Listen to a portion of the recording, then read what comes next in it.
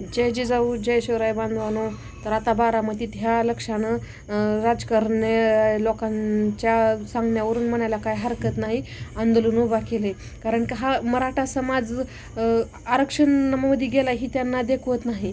आणि आणखीन काय ओबीसीचे बांधव होते त्यांना पत्रकारांनी विचारलं की तुम्ही हा लढा कशासाठी उभा केला आहे काय, तर त्यांनी सांगितलं की आमच्या आरक्षणात मराठी आल्यात आणि आम्हाला छगननं सांगितलं की आपल्याला आता रस्त्यावर उतरल्याशिवाय पर्याय नाही. मला त्या छगन भुजबळला सांगायचं आहे की आमच्या संघर्षदा मनोज जरांगे पाटलांचा थोडा तरी आदर्श घे. आमच्या दादा अगोदर स्वतःहून पुढे चलतात आणि पाठीशी समाज पाठीशी उभा राहावा म्हणून सांगतात, आणि तू ओबीसी समाजाला पुढे घालतो आणि तू मागून तमाशा बघतोस का? हे असले नाटकं बास कर आता तरी. तुला जर खरंच ओबीसीची तळमळ वाटत असेल ना तर तू आमच्या दादांसारखे 10-15 दिवस उपोषण कर.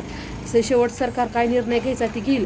आम्ही तर संघर्ष करतोय, शेवट सरकारचा निर्णय जे असेल ते असेल, पण आम्ही संघर्ष सोडला नाही. तसं जर तुला त्या ओबीसी समाजाची जर तळमळ वाटत असेल ना तर तू करून दाखव 15 दिवस उपोषण. मग आम्हाला बी कळन की तू खरंच ओबीसी समाजासाठी किती लढतोय आणि किती नाही. फक्त राजकारण करायचं सोडून दे. आता तो किती जरी उड्या मारल्या आणि किती जरी काय केलं तरी आता काय फायदा नाही. आमचा समाज हा ओबीसीमध्ये गेला. जय जिजाऊ जय शिवराय.